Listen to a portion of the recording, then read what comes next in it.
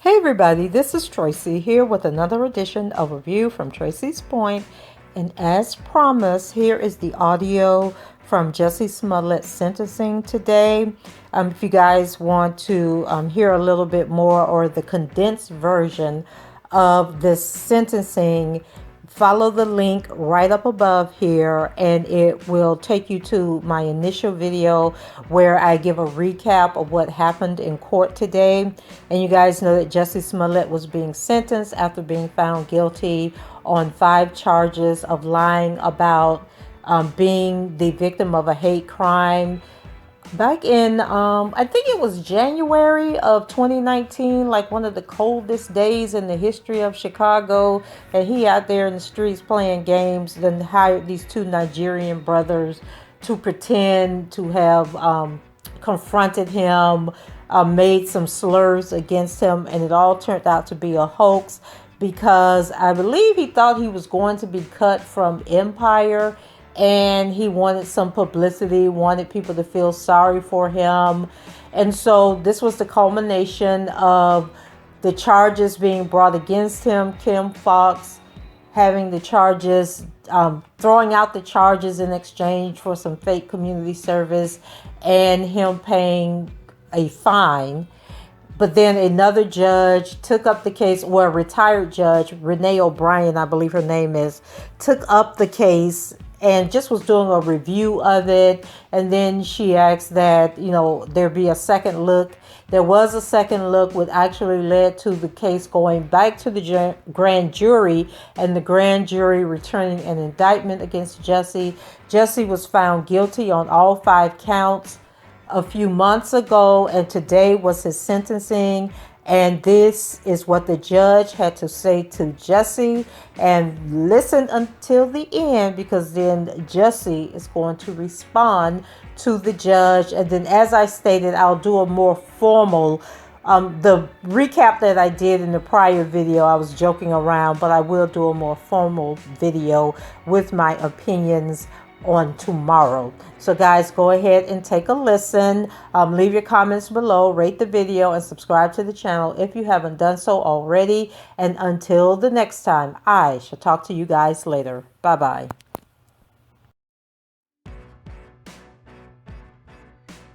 His fellow judges, Michael Tuman is considered cream of the crop. He's a long-standing veteran judge, and a judge longer than I've been a judge. He sat in this building for many years. He sat on the appellate court of Illinois. He's the current head of the juvenile justice system. He has been a long-standing judge who has a reputation for knowledge, integrity, honesty, and always knowing what the right thing to do is. He took this matter under advisement, and hearings were conducted. And after all these hearings were conducted, and listened to both sides, he heard from the State's Attorney of Cook County, heard from Ms. O'Brien, he recognized that there was confusion in the public. There was concern that the confidence in the criminal justice system locally here was at risk and may have been damaged, and that the case required a second look. And Michael Tuman, in his wisdom, sought out the proper, what he thought to be the right person to address this. He identified Dan Webb and the Winston Strong law firm as the people that might be able to take on the task. Dan Webb and Winston Strong agreed to take on the task, and as I already indicated, they did this pro bono, which means they did it for free. I don't know that at the time they signed up for this, that they had any idea that it was going to be as work intensive as this case has become. This case took several years. We were slowed down by COVID a little bit, but the amount of pre-trial motions that were filed were exhaustive. I have never, other than death penalty cases, which I used to preside over, seen anything like the extent of filing pretrial motions, and I'm not faulting the defense for filing many motions, I will just say that this case received as much attention and was gone over every little bit of it by a fine-tooth comb as thoroughly as any case I've ever seen before. The stacks of pleadings are high. I've got stacks on my desk that are unprecedented. And we had to wade through all of them, and it took a long time to do that. And there's a tremendous amount of attorney manpower, billable hours that were lost by the Winston Strong firm. And they did it selflessly. They did it because they thought they needed to do the right thing. All I can say is, a member of the judiciary, thank you, because that was very, very extraordinary. And I have no idea what the amount of billable hours are, and I can only imagine, but I think it is huge and truly significant. In any event, what happened here is that after Mr. Webb and his team reviewed the case, they had several assignments, one of which was to look into the conduct of the State's Attorney's Office, and they returned a report to Judge Tooman about that, their findings about that, another about the Chicago Police Department and their handling the case. They did that. But what's relevant here, of course, is that they went to another grand jury, and they returned a second indictment. The second indictment, ultimately by random, got assigned to this particular court. And we came here. We've been here for a couple of years now. Well, the pretrial motions have been resolved. A trial by jury was held. The defendant was found guilty of 5 to 6 counts of felony disorderly conduct, class 4 offenses. Our post-trial motions have now been resolved. The pre-sentence investigation has been completed. We're at the final step of proceedings on the trial court level of the criminal case, and that's sentencing. Let me talk first about the sentencing range, because I think there may be some misunderstanding, at least how the court assesses the sentencing range. This is a class 4 felony. This is the lowest class felony in the state of Illinois.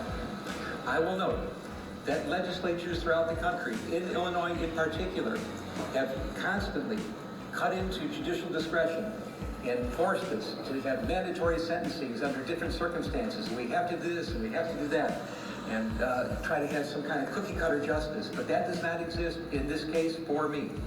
I am left unfettered. Under Illinois law, the range of sentence in this case is as follows. Mr. Smollett is looking at a probationary term of up to 30 months. He can receive time in the county jail as a conditional probation of up to 180 days. He can be ordered to perform community service, ordered to participate in behavioral classes, ordered to pay restitution, ordered to pay a fine. He's also subject to a penitentiary sentence of what I find to be 1 to 3 years. Now there's talk about, well, what about 5 counts? Shouldn't he be at least eligible for a 15-year sentence? There are ways to analyze Illinois law and say that in a case where there are 5 counts, that consecutive sentences might be required or might be at least considered. I don't believe that I could ever make the findings that are necessary in Illinois law, and I'm not going to have a long dissertation about it, but I don't think those findings would apply. I don't think Illinois law, for the facts I have before me, would allow for consecutive sentences. So as far as I'm concerned, the penitentiary sentence, should there be one, would be 1 to 3 years. I'm mindful that there's acute public interest in this case. We have television cameras. They want to be here, and they are here. People are watching. People seem to care passionately for varieties of reasons about this case, and the reasons are many. And let me be clear that the sentence I put down today and render down to Mr. Smollett is not in any way, shape, or form to assuage any public sentiment in any form at all. I'm listening to things that were brought to me in court today, people that have participated in the aggravation and mitigation portions of the presentation today, but this is not for the public. The sentence that's going to be rendered today is going to be strictly for Mr. Smollett. It's going to be fashioned for him. And when a judge sentences somebody, and I've been doing this for quite a while now, you have to look at both the crime that was committed and the person that committed it. How did the person get here? Who is this person? What is the crime? You put them together, you look at the sentencing range, and you try to find something that is just and fits and makes sense and that is right. And that's what we're going to do. Let me tell you, Mr. Smollett, I know that there is nothing that I will do here today that can come close to the damage you've already done to your own life. You've turned your life upside down by your misconduct and shenanigans. You've destroyed your life as you knew it. And there's nothing that any sentencing judge could do to you that can compare to the damage you've already caused to yourself. So who is Jussie Smollett? Who are you?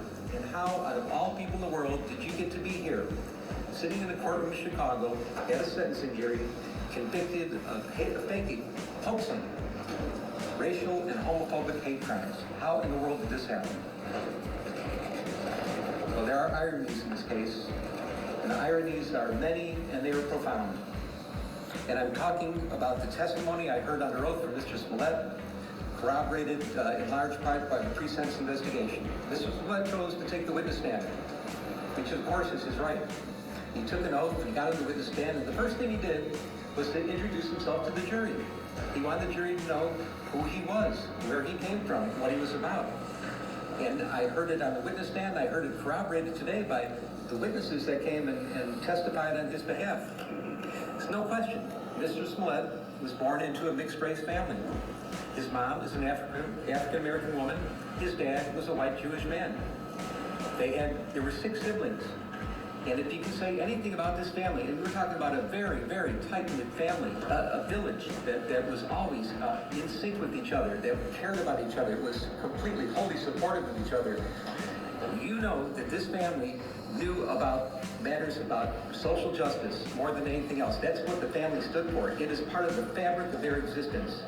I know that Jussie Smollett grew up knowing to be sensitive to matters about racial discrimination, any kind of discrimination, any kind of social injustice. And as a matter of fact, I'm learning more about it as we're going on in the letters I've been receiving and the testimony I've heard today.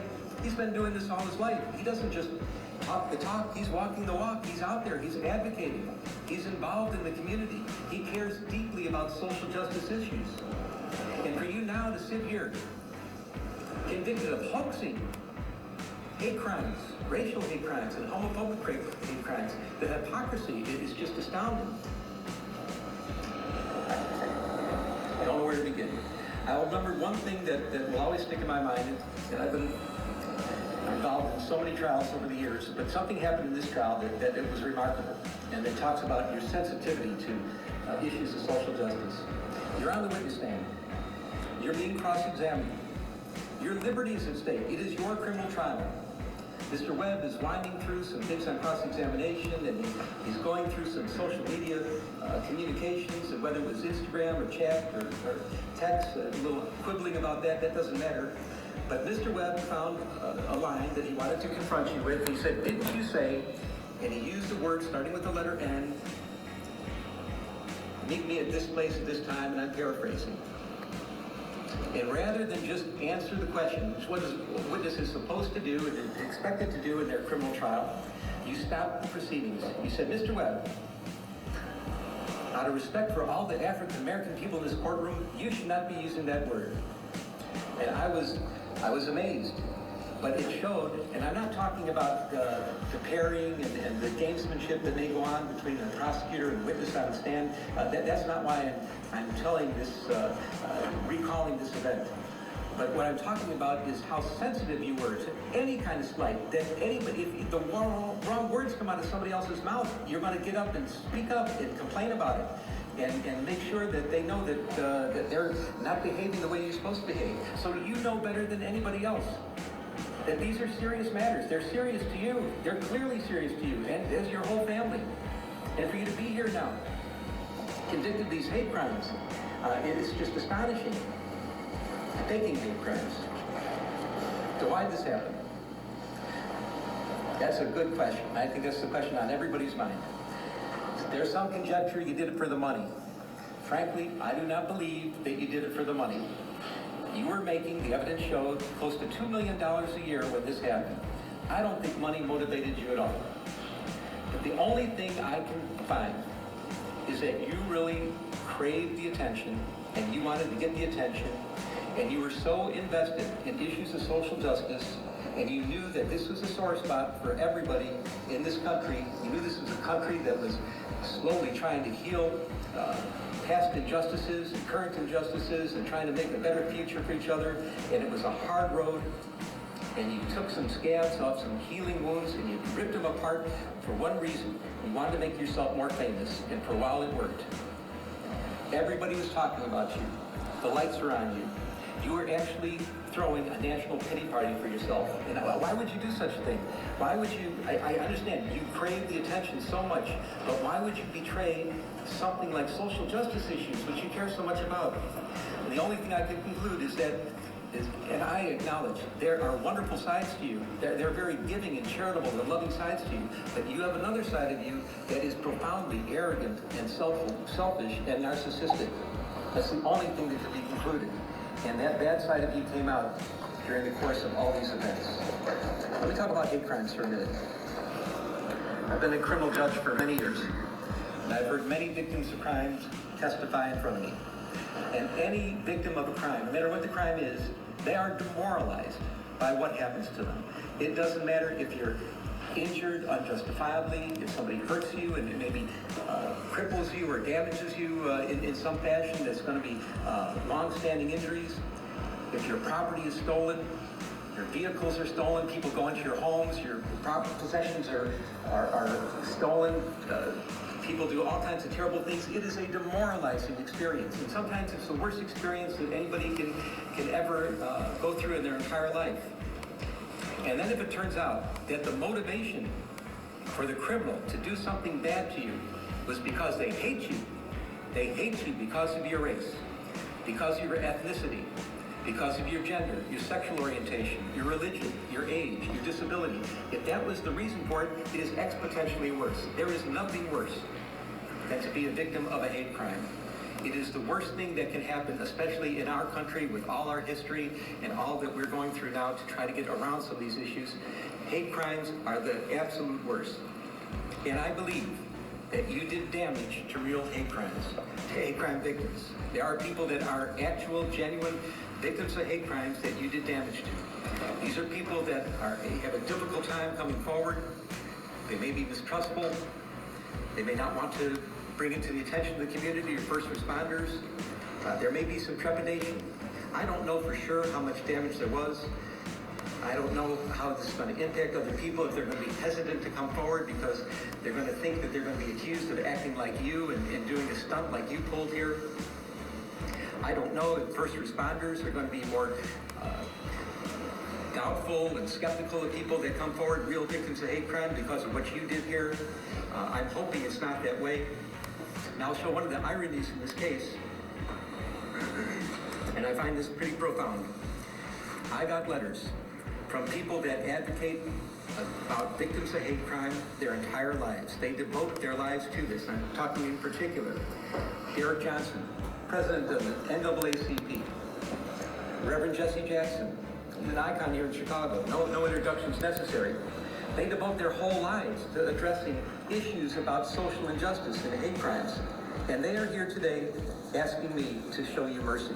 And I take that seriously. I find it profound. I take it seriously.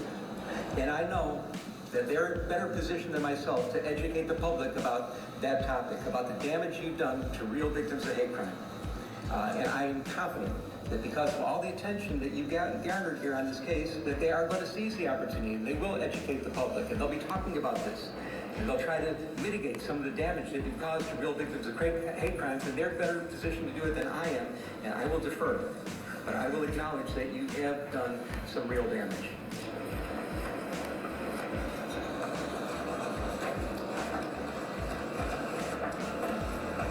I want to talk about your premeditation. Again, I've been a criminal judge for many years, and I know that people end up where you are right now, awaiting sentencing on their criminal trial. How did they get to court? How did that happen? There's some people that wake up in the morning, they have no intention of doing anything wrong. They're not looking to do anything criminal. That's the last thing on their mind. But there are crimes of impulse that happen. Road rage, a barroom fight, bumping into somebody, words are exchanged that somebody finds insulting, and sometimes weapons are available, and the results can be horrific, and they can be permanent.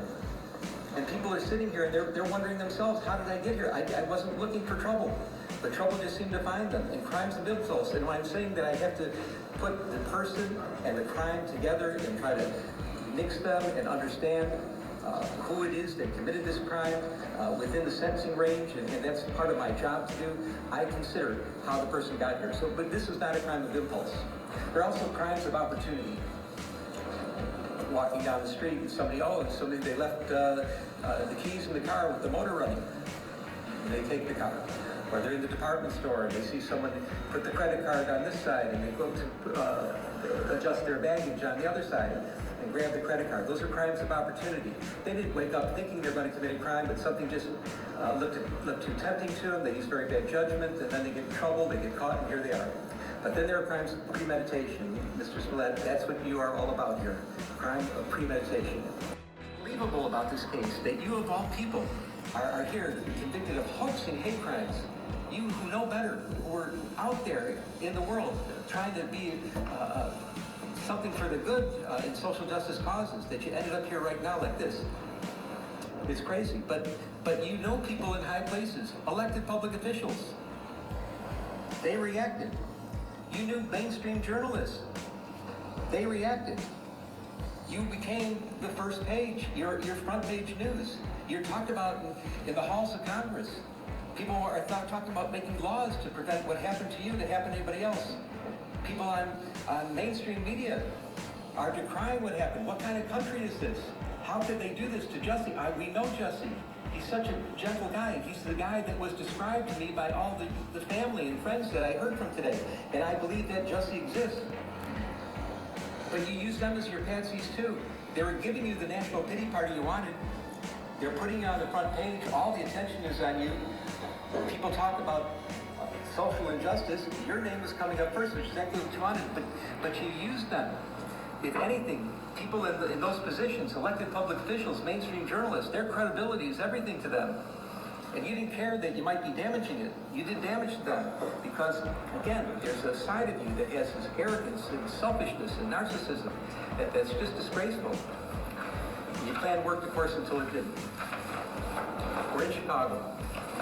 You lived here for 5 years, working on the Empire show. And you have to know, as well as anybody that lives in Chicago, the Chicagoans, they love their city. They're fiercely loyal to the city, and believe me, Chicagoans know we don't all agree with each other on a lot. There are all kinds of disagreements on what our city should be, what the vision should be for the future. There's even disagreements about what our past was like. But despite all the disagreements and all the things that are not right with Chicago, it's sweet home to Chicago, to the Chicagoans. Chicagoans are fiercely loyal to their city. But Chicagoans have one thing in common that they agree on, that there's no misunderstandings, everybody's on the same page. And that page is crime is a problem. It is a major problem. Nobody disagrees.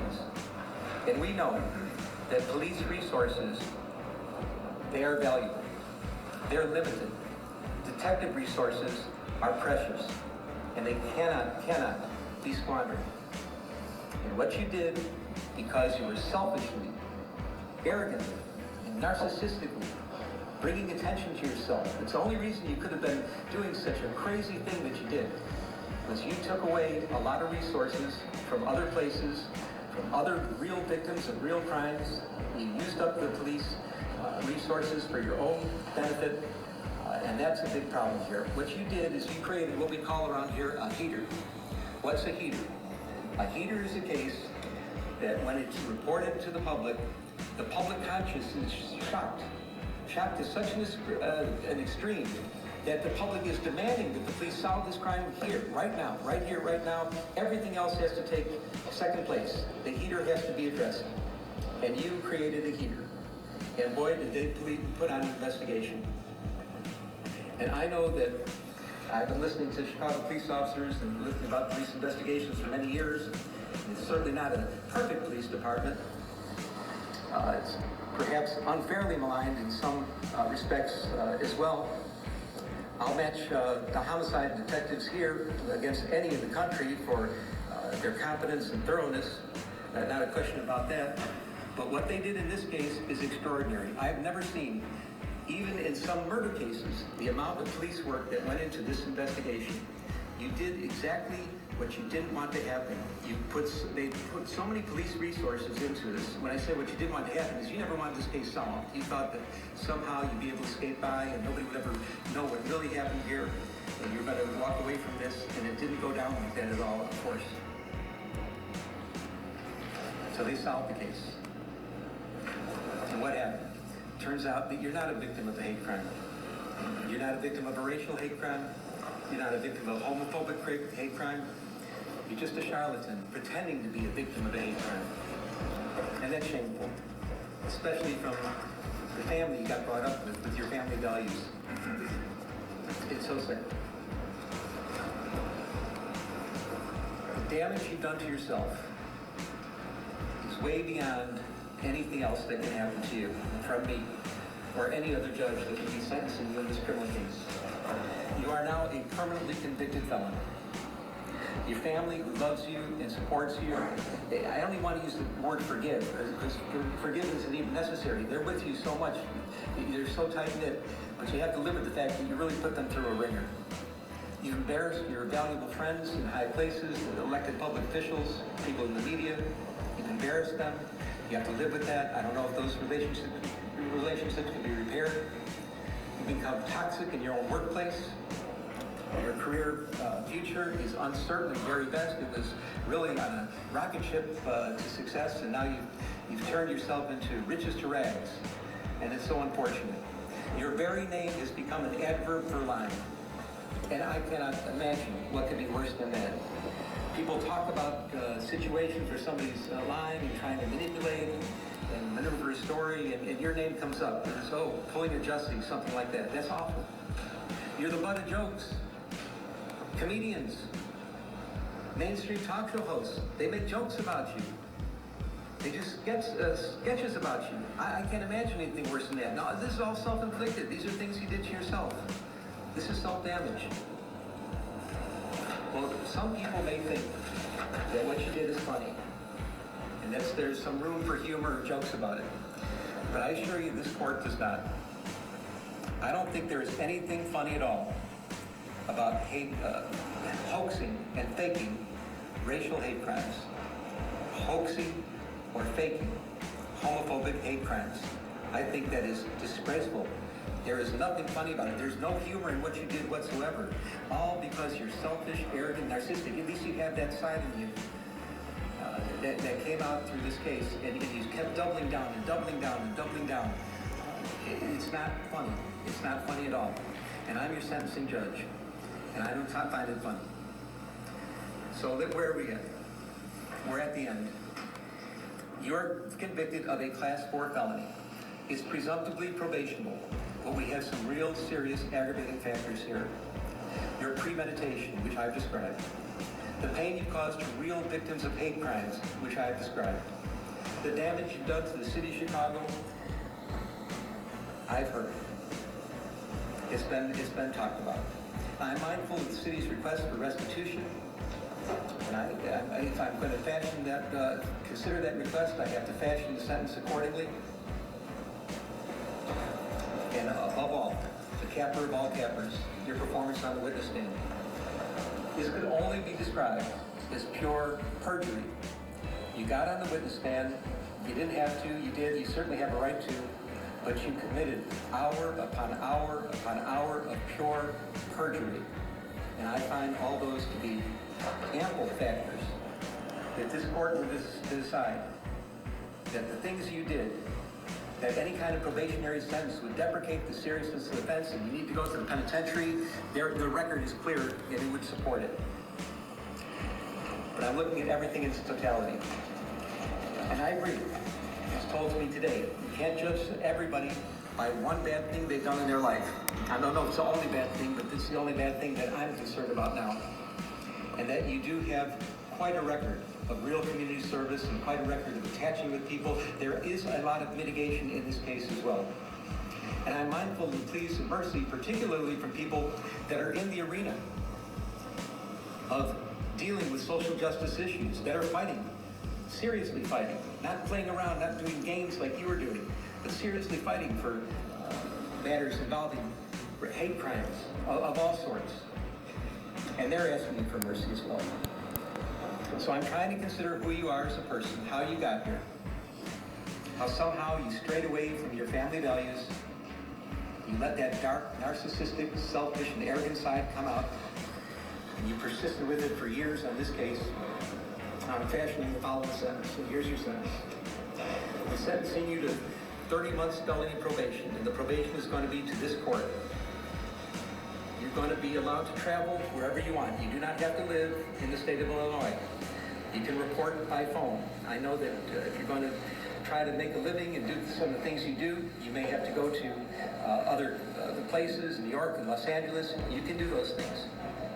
You will pay restitution to the city of Chicago in the amount of $120,106. You are fined $25,000, which is the maximum fine. And you will spend the first 150 days of your sentence in the Cook County Jail. And that will start today, right here, right now. Mr. Smollett, so the jury found you guilty, and I've sentenced you as I have.